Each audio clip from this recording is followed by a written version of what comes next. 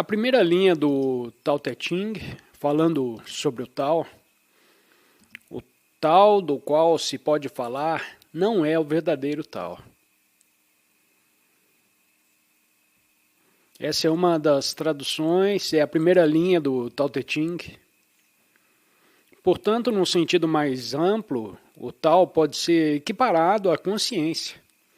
E no momento em que você fala sobre consciência, a consciência se torna um objeto.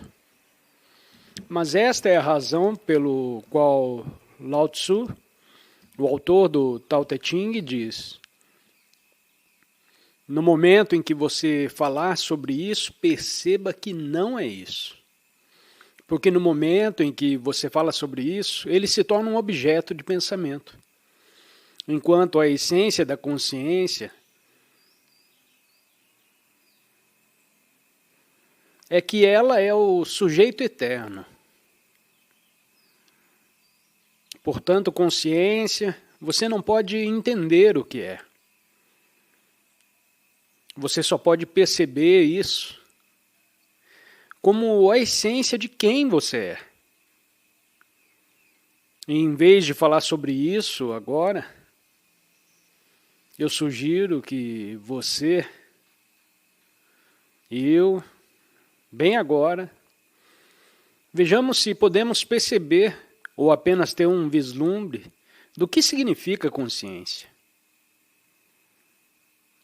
E você pode perceber que as palavras que eu estou falando estão um pouco mais lentas.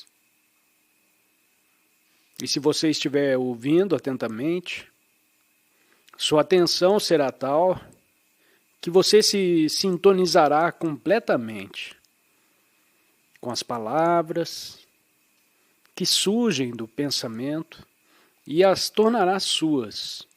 Assim, enquanto falo, essas palavras são percebidas por você e se tornam pensamentos em sua mente. E se você for muito atento, não acrescentará nenhum outro pensamento. Então você pode realmente experimentar esse momento, enquanto eu falo, da mesma maneira que eu experimento esse momento. Eu experimento esse momento como pensamentos que se tornam palavras que surgem espontaneamente, mas eu estou desacelerando, o que significa que além dos pensamentos e palavras que surgem, há lacunas nesse discurso. Existem lacunas entre palavras e frases e tudo isso, e há muitas lacunas. E se você estiver atento o suficiente, também ficará ciente dessas lacunas. Então você está ciente das palavras, que são apenas indicadores agora.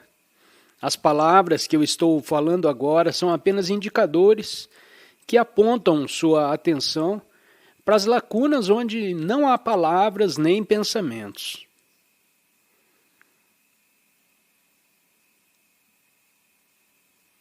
Então você fica ciente das palavras, sim, que são os objetos que surgem na consciência. E se você estiver atento o suficiente, também estará ciente dos espaços, as lacunas entre as palavras. E enquanto você está ciente dessas lacunas, você percebe que não está realmente ciente de nenhum objeto. Uma lacuna, um espaço, não é um objeto. Não pode ser um objeto. Quando você fala sobre isso, ele se torna um objeto. Mas quando você experimenta a lacuna, é apenas um espaço. Não é um objeto. Então, o que é que você experimenta? Apenas uma presença espaçosa. Não tem conteúdo. E o que você está experimentando aqui, percebendo aqui, é o Tao. Ou a consciência em sua forma pura. é pura, sem forma, antes de se tornar algo. Antes de se tornar um pensamento ou palavras.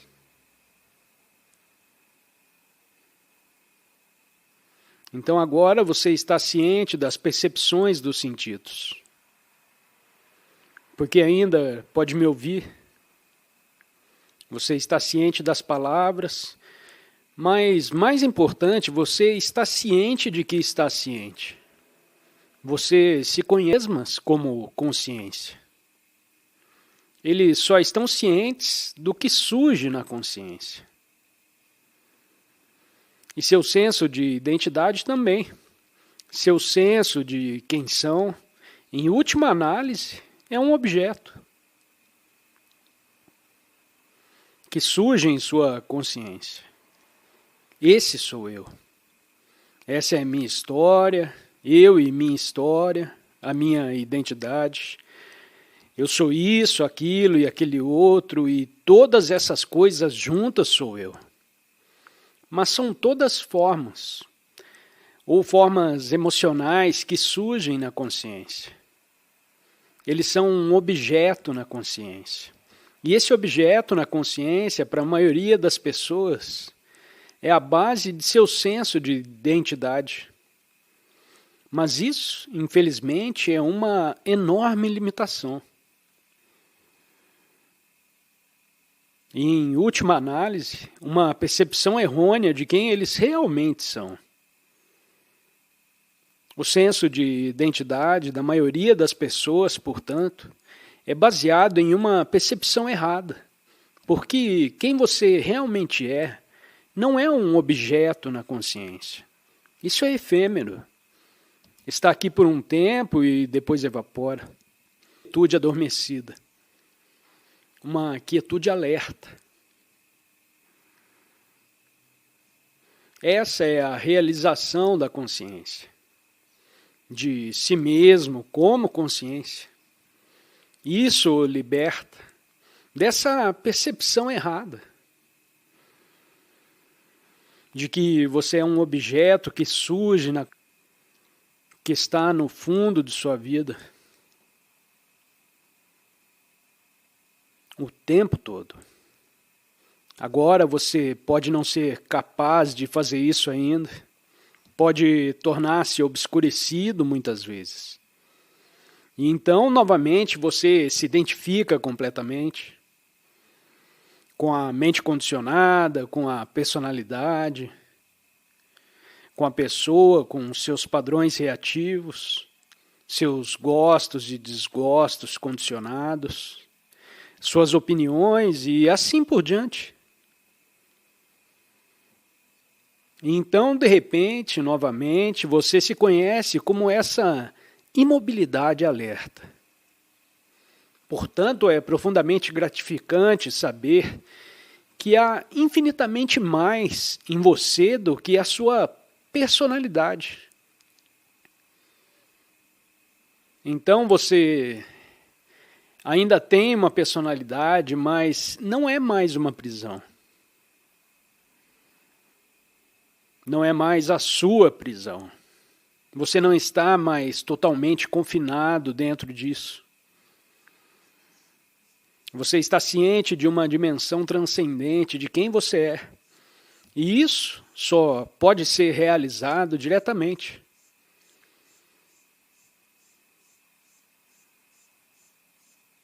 Então a resposta, como você sabe que a consciência é o que você está dizendo, é simplesmente isso.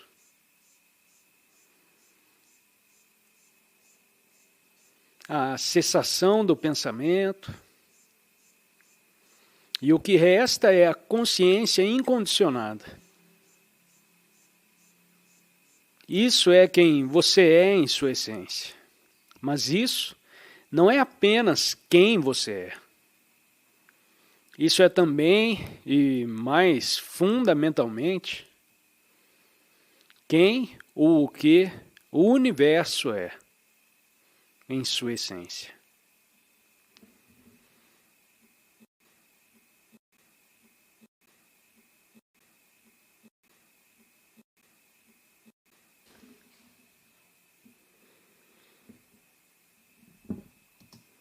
Um casal foi à igreja, a esposa e o marido, e eles voltaram da igreja onde ouviram exatamente o que você acabou de dizer. O pastor estava lendo a Bíblia e a esposa disse ao marido: sabe, fora do nosso quarto temos uma pequena colina ou um monte que bloqueia a nossa visão. O que vou fazer essa noite? Vou acreditar que vai desaparecer? Porque se Jesus disse que podemos mover montanhas, certamente você pode mover essa pequena colina. E o marido diz: bom, essa é uma boa ideia. Então, na manhã seguinte, a esposa abre as cortinas e ainda está lá.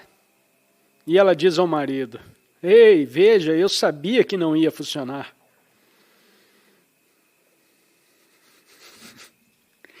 Então isso também não é fé. Então apenas dizer a si mesmo, eu acredito que isso vai acontecer? Provavelmente não, a menos que você tenha sorte. Mas fé, o verdadeiro significado da fé é poder. E se você tem fé, significa que se você acessa o poder, que está além de todos os fenômenos, se você acessa a fonte da vida, você se encontra e encontra acesso a isso. Então significa que você tem fé. Fé é sentir em si mesmo o poder da própria vida. Que não é da pessoa, que é algo mais profundo, o poder da própria consciência. Sentindo isso em si mesmo, e quando você se conecta com isso, você percebe que não é tanto que você se conecta com isso. É apenas a essência de quem você é. Então, ter fé realmente é ser plenamente quem você é, na sua essência. E claro, o caminho para isso, esse é todo o nosso ensinamento aqui. É ir além da mente barulhenta, ou o que quer que a mente produza, para a dimensão da quietude viva. E é isso que você está tocando na fonte. Se você tocar na fonte, então a personalidade precisa se render para que você possa ir mais fundo. Caso contrário, a personalidade, que inclui a mente pensante, ou é principalmente a mente pensante, permanece como a porta fechada. Como uma personalidade pesada, você não pode ir mais fundo. Você está preso a uma porta fechada da personalidade. Assim, o professor espiritual russo, Gurdjieff, mencionou 2 aspectos de um ser humano que ele chamou de personalidade e essência. E ele diz que algumas pessoas, ou a maioria das pessoas nesse mundo, tem uma personalidade fortemente desenvolvida, mas há muito pouca essência manifestada. Então, a essência é quem você é além da personalidade. E ele disse, ocasionalmente acontece, há uma enorme quantidade de essência em raros seres humanos e muito pouca personalidade. Então, a maioria das pessoas que você encontra nesse mundo tem uma personalidade altamente desenvolvida, especialmente no mundo ocidental. Mas o mundo inteiro está se tornando ocidentalizado. Assim, mesmo no Oriente agora, você encontra pessoas com grandes personalidades. Mas se a personalidade recuar, e isso está acontecendo conosco, então algo mais vital e mais essencial pode brilhar. E isso é a essência. E esse então é o nosso propósito de vida.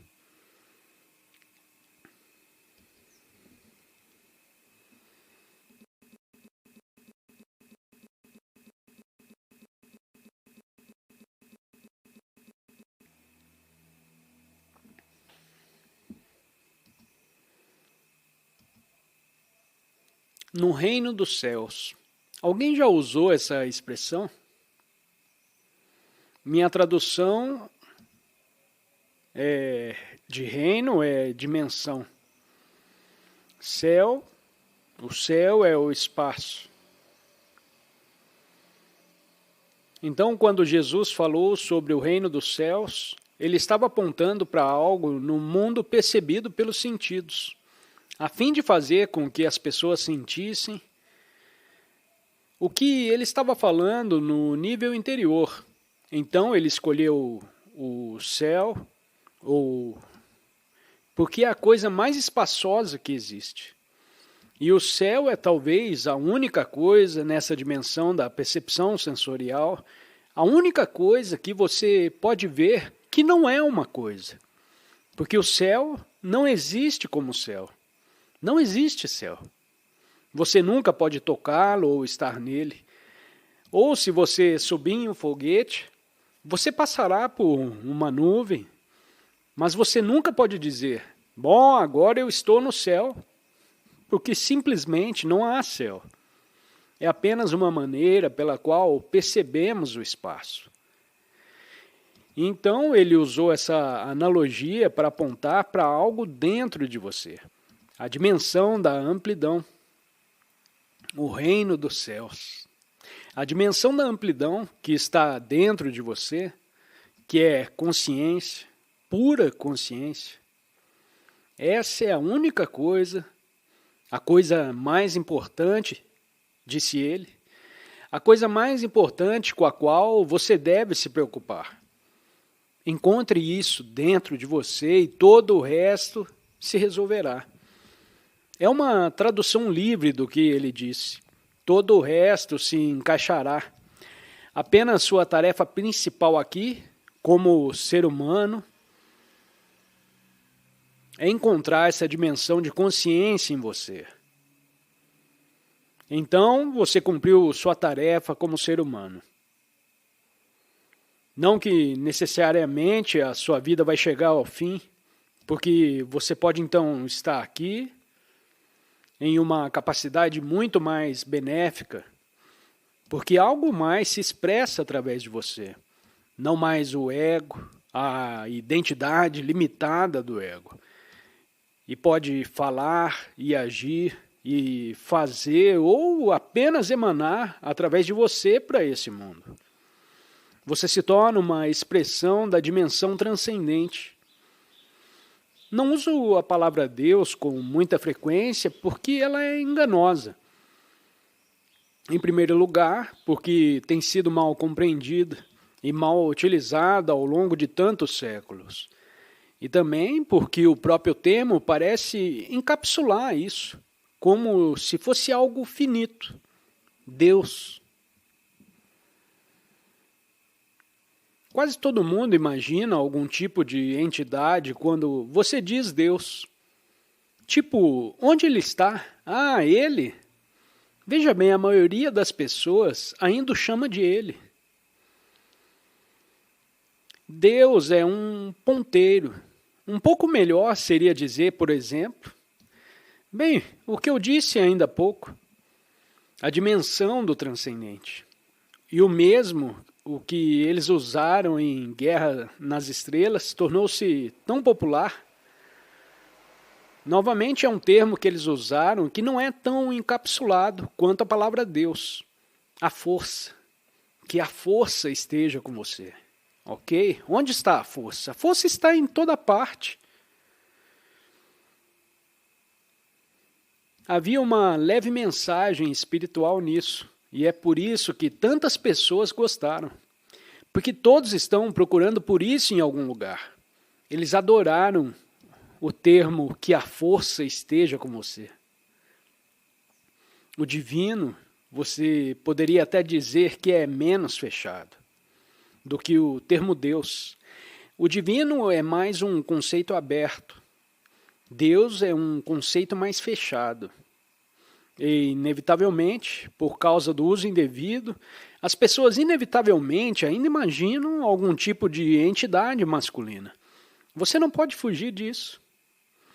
E um controlador, um patriarca, ou alguém que não fez um bom trabalho. Eu poderia ter feito melhor que Deus, portanto, Deus não existe. Eles sempre dizem isso. Você ouve às vezes.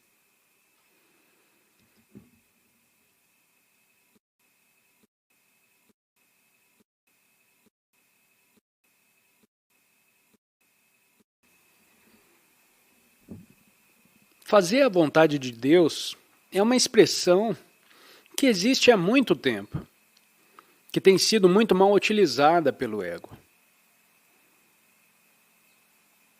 E foi, na maioria dos casos, foi a vontade do ego. E o ego chamou sua própria vontade de Deus, ao ponto da insanidade, onde as pessoas matam outras e outros grupos de pessoas. E chamam isso de vontade de Deus. Diferentes religiões fizeram isso. Em alguns ainda está acontecendo. E para muitas outras pessoas que não estão em tal nível extremo de inconsciência, mas mesmo assim existem pessoas que estão genuinamente querendo fazer a vontade de Deus. Mas é muito problemático. Porque, como você sabe, se um pensamento que vem à sua cabeça é a vontade de Deus, ou se é apenas um pensamento que vem à sua cabeça.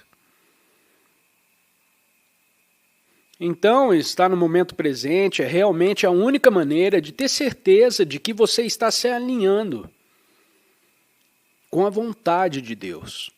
E qual é a vontade de Deus? A vontade de Deus é ser um com a inteligência, a consciência que permeia e fundamenta o mundo da forma. Sendo um com isso, e você só pode ser um com isso se estiver presente no agora, assim o ponto de entrada na vontade de Deus, a realização da vontade de Deus é sempre o momento presente. Seu alinhamento interior com o momento presente, e aí está. Agora você poderia dizer que aconteça o que acontecer, em algumas religiões ou muitas pessoas religiosas fazem isso. Bem, é a vontade de Deus. Eles não podem explicar, mas dizem, bem, é a vontade de Deus. Não costumo usar esse termo. Tudo que digo é que é como é. Isso não requer crença alguma, porque ninguém pode duvidar que o momento presente é como é, sempre. Agora, isso é algo que você não pode duvidar. Mas se eu disser que essa é a vontade de Deus, é claro que você pode duvidar disso. Há muitas razões pelas quais você pode duvidar disso. Portanto, a afirmação é como é, e posso muito bem dizer sim, porque já é algo que está além de qualquer dúvida. É tão obviamente verdade que nenhum filósofo poderia vir e questionar. Que esse momento é como é. Portanto, essa é uma verdade suprema.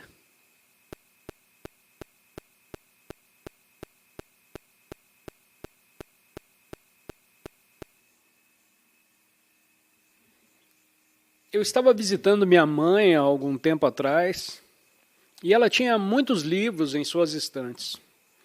Minha mãe não era religiosa e nem mesmo espiritual, mas eu encontrei o Novo Testamento lá, que havia sido deixado lá há muitos anos, quando minha mãe era casada. E esse livro ela ganhou de um testemunho de Jeová. Porque meu pai sempre convidava as testemunhas de Jeová para a nossa casa. E depois as envolvia nas discussões. Ele tinha uma relação de amor e ódio com eles. Ele os respeitava enormemente, porque meu pai era alemão. Então ele os respeitava enormemente, Porque havia as poucas pessoas na Alemanha que se recusaram na Segunda Guerra Mundial, que se recusaram a participar da guerra. Então eles eram pacifistas. E muitos foram levados para os campos de concentração. E morreram porque se recusaram a pegar em armas. E meu pai os respeitava muito por isso. Mas quando eles começavam a falar com ele, ele ficava bravo. Mas ele deve ter aceitado esse Novo Testamento. De qualquer forma, eu encontrei o Novo Testamento na estante de minha mãe e abri naquele momento. Claro, eu já tinha lido na escola, tive uma educação católica. Eu tinha lido na escola, mas depois li e disse, uau! Eu podia ver uma verdade mais profunda sendo expressa do que eu já tinha ouvido na igreja, no que Jesus estava dizendo. Eu imediatamente tive uma compreensão profunda do que ele estava falando. E percebi também que o Novo Testamento ditas por alguém que estava profundamente alinhado com a consciência. Então eu vi a verdade, então que ela mentiu sobre isso. Então você se torna consciente de si mesmo, como aquele que está percebendo, mas não de si mesmo como a pessoa histórica. Porque se você estivesse analisando através da pessoa histórica, estaria rotulando as coisas mentalmente. Não, você se torna consciente de si mesmo, como a consciência subjacente, na qual a percepção acontece. A luz da consciência na qual a percepção acontece. Então você está ciente de duas dimensões. A dimensão da forma e a dimensão da consciência sem forma. O reino dos céus. A dimensão da amplidão. O vazio, a amplidão, a essência de toda a vida. E não é seu, não é de ninguém. É o único. E agora, se você está pensando, bem, como isso se encaixa com Deus? Você não mencionou Deus. Bem, isso é verdade. Não mencionei Deus porque o termo Deus tem sido muito mal interpretado. Ao longo dos milênios, não por todos, mas pela maioria. Você não pode, obviamente, você não pode entender Deus.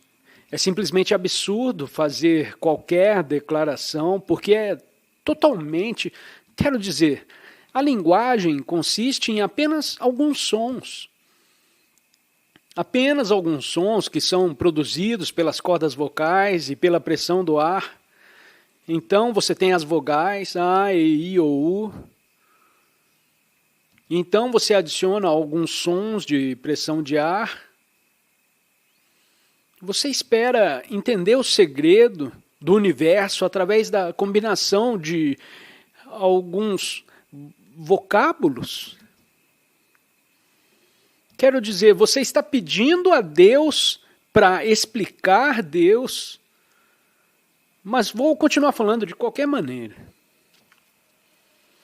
Só podemos dar uma imagem quase poética ou uma analogia do que isso é. Deus é a fonte de toda a vida, a fonte transcendente de toda a vida.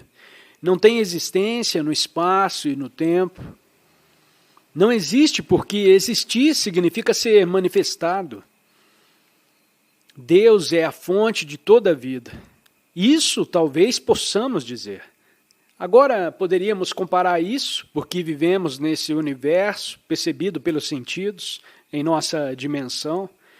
Poderíamos comparar Deus ao princípio doador de vida, que todos nós compartilhamos, que é o Sol. E não é por acaso que muitas culturas antigas adoravam o Sol. Porque, obviamente, sem o Sol, toda a vida desapareceria imediatamente. O próprio calor em seu corpo e, em última análise, derivado do Sol, das calorias. Então, o Sol emana continuamente. Quase se poderia dizer Sim, ele tem uma vida útil, mas em relação à nossa vida útil, ele é eterno. Então é uma analogia. O Sol emana continuamente, emana, e o que emana é que dá a vida.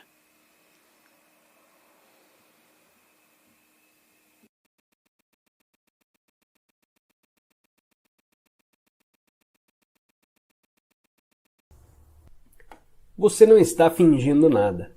Só está permitindo uma coisa ser como é, apenas isso. Essa permissão para ser nos transporta para além da mente, com seus padrões de resistência que geram as polaridades positiva e negativa. É um aspecto fundamental do perdão. Perdoar o presente é até mais importante do que perdoar o passado. Se perdoarmos cada momento, se permitirmos que ele seja como é, não haverá nenhum acúmulo de ressentimento a ser perdoado mais tarde. Lembre-se de que não estamos aqui tratando de felicidade. Por exemplo, quando a pessoa amada acabou de morrer, ou se sentimos a nossa própria morte se aproximar, não podemos nos sentir felizes. É impossível. Mas podemos estar em paz. Pode até haver tristeza e lágrimas, mas se deixarmos de resistir, conseguiremos perceber uma profunda serenidade por baixo da tristeza, uma calma, uma presença sagrada. Isso é a emanação do ser, isso é a paz interior, o bem que não tem opositores.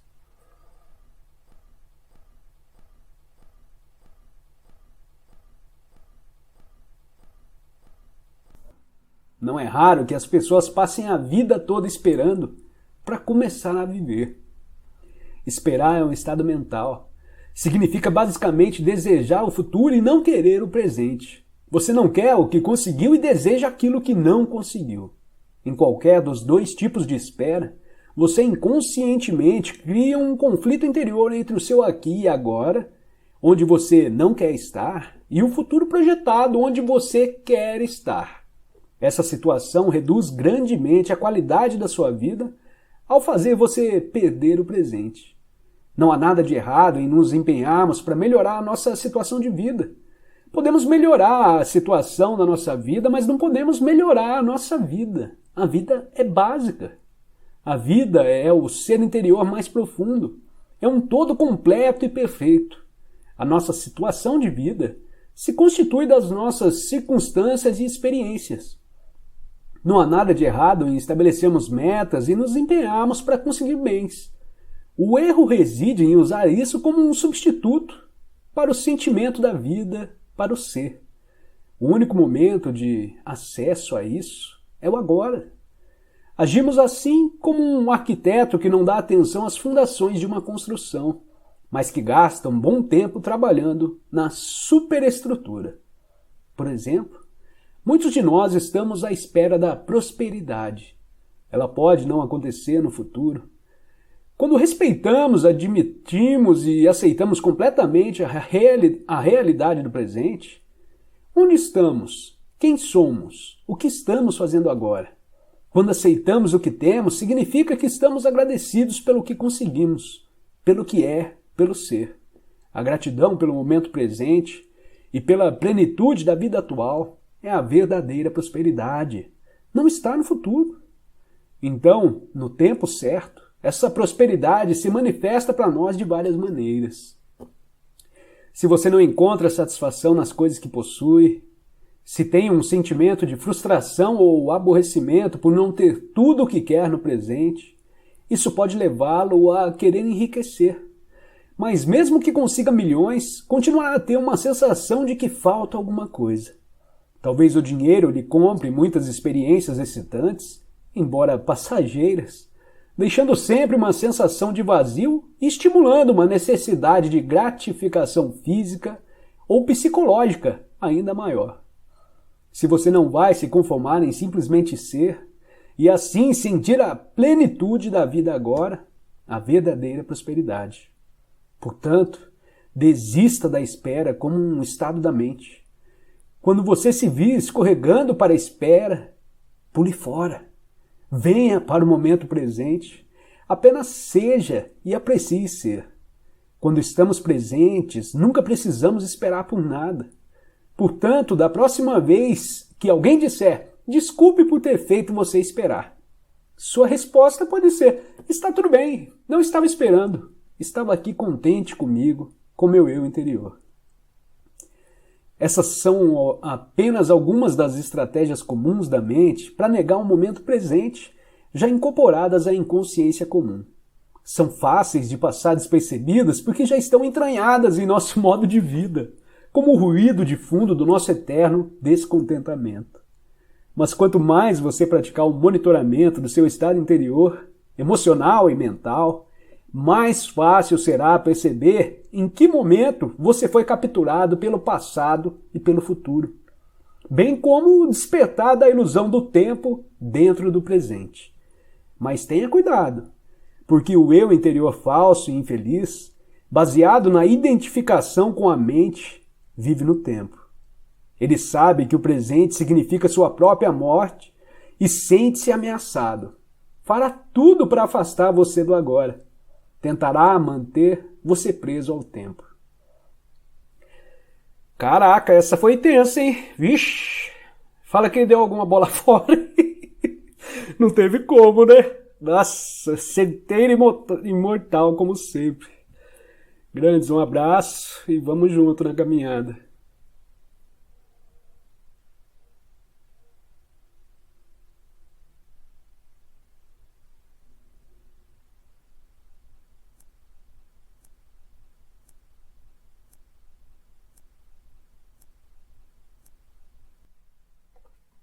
Toda resistência interior é vivenciada como uma negatividade. Toda negatividade é uma resistência. Nesse contexto, as duas palavras são quase sinônimas. A negatividade vai de uma irritação ou impaciência a uma raiva furiosa, de um humor deprimido ou um ressentimento a um desespero suicida. Às vezes, a resistência faz disparar o sofrimento emocional, caso em que mesmo uma situação banal pode produzir uma negatividade intensa, como a raiva, a depressão ou um profundo pesar. O ego acredita que através da negatividade pode manipular a realidade e conseguir o que deseja. Acredita que através dela pode atrair uma circunstância desejável ou dissolver uma indesejável.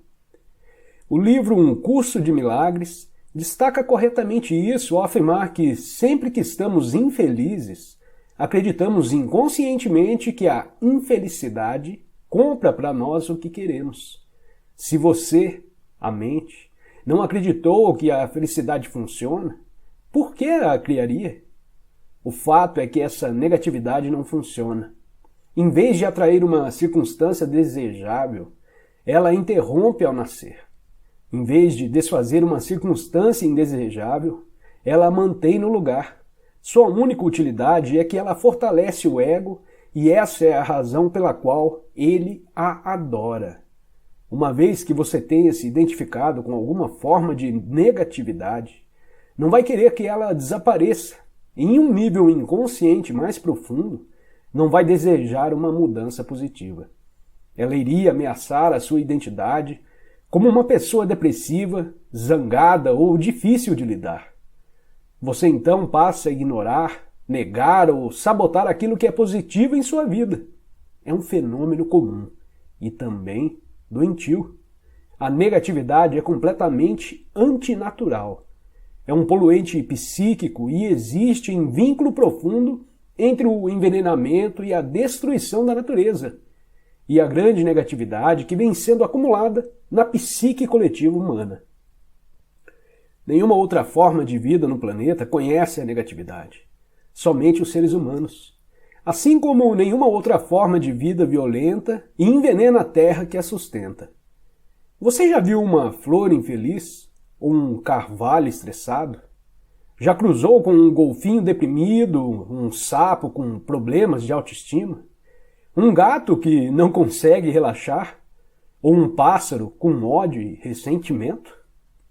Os únicos animais que eventualmente vivenciam alguma coisa semelhante à negatividade ou mostram sinais de comportamento neurótico são os que vivem em contato íntimo com os seres humanos, e assim se ligam à mente humana e à insanidade deles.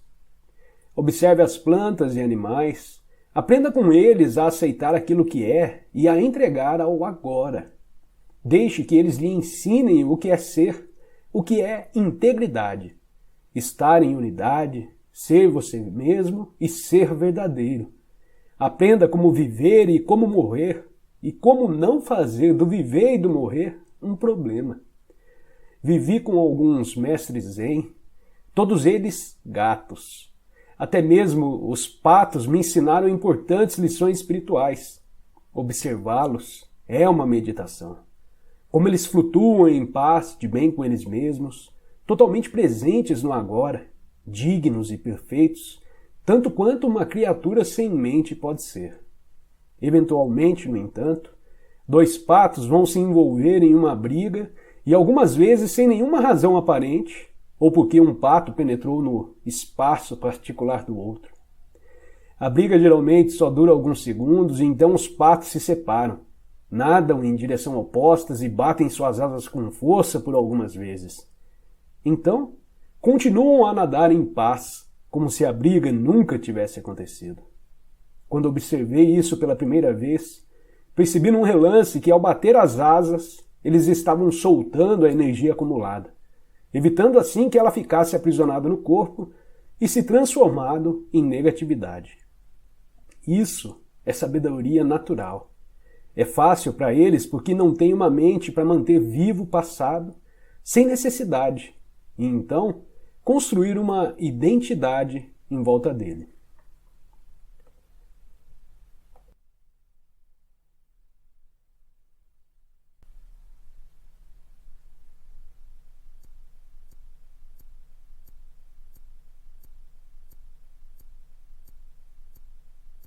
Se em seus relacionamentos você vivenciou tanto o amor quanto o seu oposto, então é provável que você esteja confundindo o apego do ego e a dependência com amor. Não se pode amar alguém em um momento e atacar essa pessoa no momento seguinte. O verdadeiro amor não tem oposto. Se o seu amor tem um oposto, então não é amor, mas uma grande necessidade do ego de obter um sentido mais profundo e mais completo do eu interior. Uma necessidade que a outra pessoa preenche temporariamente. É uma forma de substituição que o ego encontrou e por um curto período ela parece ser mesmo a salvação. Chega então um momento em que o outro passa a se comportar de um modo que deixa de preencher as suas necessidades, ou melhor, as necessidades do nosso ego. As sensações de medo, sofrimento e falta, que estavam encobertas pelo relacionamento amoroso, voltam a aparecer.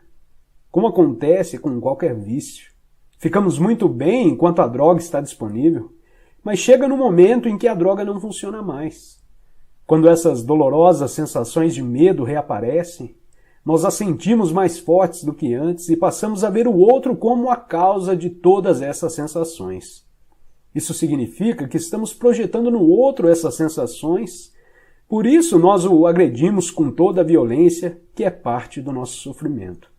Essa agressão pode despertar o sofrimento do outro, que é induzido a contra-atacar. Nesse ponto, o ego ainda está inconscientemente esperando que a agressão ou a tentativa de manipulação seja suficiente para levar o outro a mudar o comportamento, de forma que possa usá-lo de novo para encobrir seu sofrimento. Todo vício surge de uma recusa inconsciente de encararmos nossos próprios sofrimentos. Todo vício começa no sofrimento e termina nele. Qualquer que seja o vício, álcool, comida, drogas legais ou ilegais, ou mesmo uma pessoa, ele é um meio que usamos para encobrir o sofrimento. Essa é a razão por que, passada a euforia inicial, existe tanta infelicidade, tanto sofrimento nos relacionamentos íntimos. Eles não causam o sofrimento e a infelicidade, eles atrasem a superfície. O sofrimento e a infelicidade que já estão dentro de nós. Todo vício faz isso. Todo vício chega a um ponto em que já não funciona mais para nós e então sentimos o sofrimento mais forte do que nunca. Essa é uma razão pela qual muitas pessoas estão sempre tentando escapar do momento presente e buscando algum tipo de salvação no futuro. A primeira coisa que devem encontrar, caso focalizem a atenção no agora, é o próprio sofrimento que carregam, e é isso que mais temem. Se ao menos soubessem como no agora, é fácil acessar o poder da presença que dissolve o passado e o sofrimento. Se ao menos soubessem como estão perto da própria realidade, como estão perto de Deus, evitar se relacionar com uma tentativa de evitar o sofrimento também não é a resposta. O sofrimento está lá de qualquer jeito. 3 relacionamentos infelizes em alguns anos têm mais probabilidades de forçar você a acordar do que 3 anos em uma ilha deserta ou trancafiado em seu quarto. Mas se você pudesse colocar uma presença intensa em sua solidão, isso também funcionaria para você.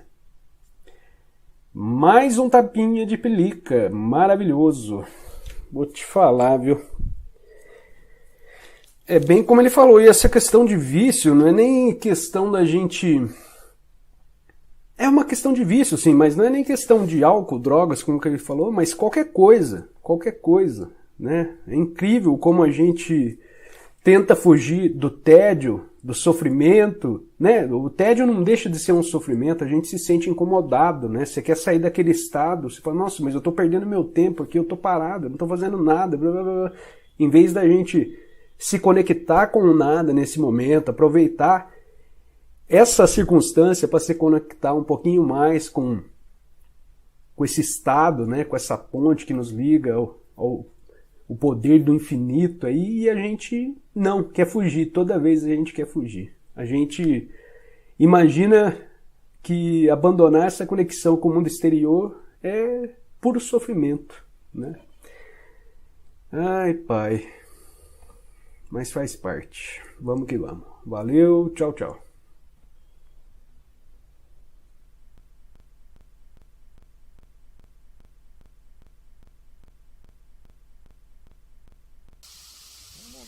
É o que basta. É isso, aliás, incluindo o passado, porque há pessoas que carregam uma tristeza muito grande ou intenso ressentimento ligado a algo que aconteceu tempos atrás. Alguém ou alguma situação pode ter causado isso, e as pessoas ainda carregam muita tristeza.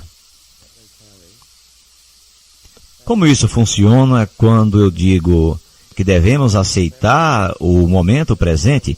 Aceitar o momento presente como ele é agora inclui aceitar o passado, porque acreditamos que algo que aconteceu no tempo está interferindo de algum modo na nossa capacidade de viver ou de ser nós mesmos, ou de ser plenamente nós mesmos no momento presente. Talvez tenhamos perdido alguma parte do nosso corpo. Pode ser que alguém tenha nos mutilado há 10 anos atrás. Estejamos carregando esta tristeza. Então o que acontece quando aceitamos o momento presente como ele é? Nós aceitamos como é. Com a falta daquele membro, é assim que ele é, e essa é a forma que o momento presente tem, e o admitimos como ele é. Então deixamos de ter a referência de que o passado foi causador de tudo isso. No nível da forma, é claro, é uma deficiência. Ela nos impede de ganhar o torneio do Wimbledon. Não podemos fazer isso. Sim, no nível da forma. Talvez esse fato tenha imposto uma limitação em nossa vida, porém o mundo está cheio de limitações inerentes à forma. Se não for uma limitação, será outra. Portanto, não há nenhum momento presente que não tenha certas limitações. Até mesmo o barulho que vem de vez em quando da base aérea pode ser considerado um tipo de limitação. Se não tivermos uma boa noite de sono, porque o nosso colega ronca, vamos considerar isso uma limitação relativamente pequena em nossa vida, mas existem as grandes limitações, e isso também tem a ver com o mundo da forma. E é isso que o mundo da forma faz. Podemos trocar as limitações, é claro que é possível melhorar a nossa vida no nível da forma. Não há nada de mal nisso, desde que não estejamos buscando nós mesmos ali. É bonito brincar com as formas na vida. Agora vou ganhar dinheiro, vou me dedicar a isso. No entanto, não devemos esperar que só seremos alguém quando conquistarmos o que desejamos.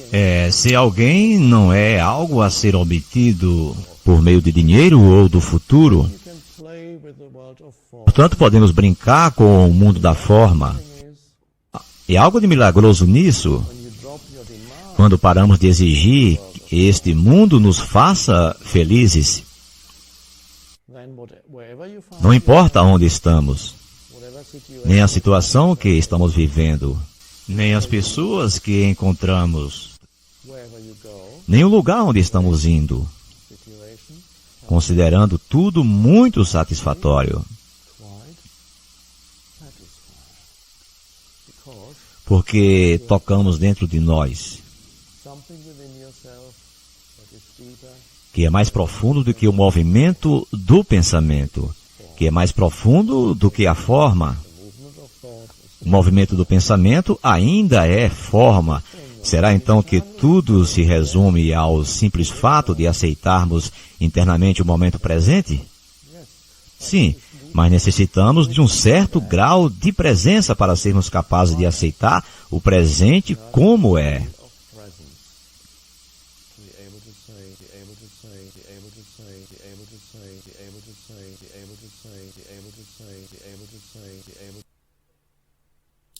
Não nego que podemos encontrar uma forte resistência interna, tentando nos impedir de pôr um fim à identificação com o sofrimento. Isso acontecerá particularmente se tivermos vivido intimamente identificados com o sofrimento emocional durante a maior parte da vida e se tivermos investido nele uma grande parte, ou mesmo todo o nosso sentido de eu interior. Isso significa que construímos um eu interior infeliz por conta do nosso sofrimento e acreditamos que somos essa ficção fabricada pela mente. Nesse caso, nosso medo inconsciente de perder a identidade vai criar uma forte resistência a qualquer forma de não identificação. Em outras palavras, você preferiria viver com o sofrimento, ser o sofrimento, a saltar para o desconhecido, correndo o risco de perder o seu infeliz, mas familiar eu interior. Se esse é o seu caso, observe a resistência dentro de você, observe o seu apego ao sofrimento. Esteja muito alerta, observe como é estranho ter prazer em ser infeliz. Observe a compulsão de falar ou pensar a esse respeito. A resistência deixará de existir se você torná-la consciente. Poderá então dar atenção ao sofrimento, estar presente como testemunha e iniciar a transformação. Só você pode fazer isso. Ninguém pode fazer por você. Mas caso tenha bastante sorte para encontrar alguém intensamente consciente, se puder estar com essa pessoa e juntar-se a ela no estado de presença, isso poderá ser de grande utilidade, acelerando o processo. Se isso acontecer, a sua própria luz logo brilhará mais forte. Quando colocamos um pedaço de lenha que tenha começado a queimar há pouco tempo, perto de outro que está queimando vigorosamente, e depois separamos os dois novamente, o primeiro tronco passará a queimar com uma intensidade muito maior. Afinal de contas, é o mesmo fogo. Ser um fogo dessa natureza é uma das funções de um mestre espiritual. Alguns terapeutas estão aptos a preencher essa função, desde que tenham alcançado um ponto além do nível de consciência e sejam capazes de criar e sustentar um estado de presença intensa e consciente enquanto estiverem trabalhando com você. A razão pela qual não colocamos a mão no fogo não é o medo, e sim a certeza de que vamos nos queimar. Não é preciso ter medo para evitar um perigo desnecessário. Basta um mínimo de inteligência e bom senso. Nessas questões práticas, É muito útil aplicarmos as lições do passado. Mas se alguém nos ameaça com fogo ou com violência física, talvez experimentemos uma sensação como medo. É uma reação instintiva ao perigo, sem relação com a doença psicológica do medo que estamos tratando aqui. A doença psicológica do medo não está presa a qualquer perigo imediato concreto e verdadeiro. Manifesta-se de várias formas, tais como agitação, preocupação, ansiedade, nervosismo, tensão, pavor e fobia, e etc. Esse tipo de medo psicológico é sempre de alguma coisa que poderá acontecer, não de alguma coisa que está acontecendo nesse momento. Você está aqui e agora, ao passo que a sua mente está no futuro. Essa situação cria um espaço de angústia, e caso estejam identificados com as nossas mentes e tivermos perdido o contato com o poder e a simplicidade do agora, essa angústia será a nossa companhia constante. Podemos sempre lidar com uma situação no momento em que ela se apresenta, mas não podemos lidar com algo que é apenas uma projeção mental. Não podemos lidar com o futuro. Além do mais, enquanto estivermos identificados com a mente, o ego rege as nossas vidas, como mencionei anteriormente. Por conta da sua natureza ilusória, e apesar dos elaborados mecanismos de defesa, o ego é muito vulnerável e inseguro, e vê a si mesmo em constante ameaça. Esse é o caso aqui, mesmo que o ego seja muito confiante em sua forma externa. Agora, lembre-se que uma emoção é a reação do corpo à mente. Que mensagem o corpo está recebendo permanentemente do ego, o falso eu interior construído pela mente? Perigo, estou sob ameaça. E qual é a emoção gerada por essa mensagem permanente? Medo, é claro. O medo parece ter várias causas. Tememos perder, falhar, nos machucar, mas em última análise, todos os medos se resumem a um só: o medo que o ego tem da morte e da destruição. Para o ego, a morte está bem ali na esquina, no estado de identificação com a mente. O medo da morte afeta cada aspecto da nossa vida. Por exemplo, uma mesma coisa aparentemente trivial ou normal, com a necessidade de estar certo em um argumento e demonstrar a outra pessoa que ela está errada, defendendo a posição mental com a qual nos identificamos, acontece por causa do medo da morte. Se estivermos identificados com uma atitude mental e descobrirmos que estamos errados, nosso sentido de eu interior, baseado na mente, corre um sério risco de destruição. Portanto, assim como o ego, você não pode errar. Errar é morrer. Muitas guerras foram disputadas por causa disso e inúmeros relacionamentos foram destruídos.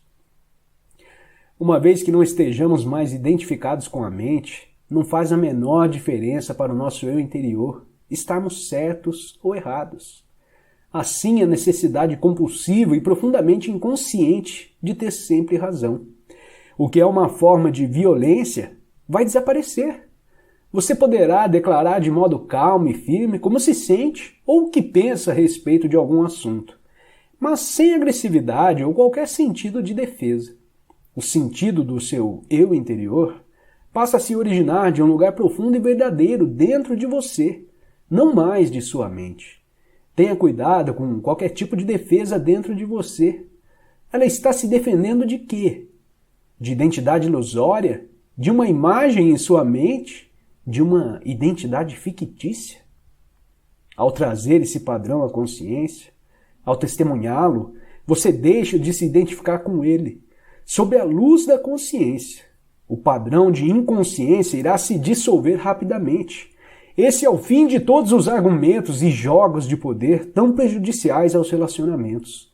O poder sobre os outros é fraqueza disfarçada de força. O verdadeiro poder é interior e está à sua disposição agora. O medo será uma companhia constante para qualquer pessoa que esteja identificada com a mente e, portanto, desconectada do seu verdadeiro poder, o eu profundo e enraizado no ser. O número de pessoas que conseguiram alcançar o ponto além da mente ainda é extremamente pequeno. o que nos leva a presumir que, virtualmente, todas as pessoas que você encontra ou conhece vivem em um estado permanente de medo. Só o que varia é a intensidade. Ele flutua entre a ansiedade e o pavor, numa ponta da escala e um desconfortável, vago e distante sentido de ameaça na outra. Muitas pessoas só tomam consciência disso quando o medo assume uma de suas formas mais agudas.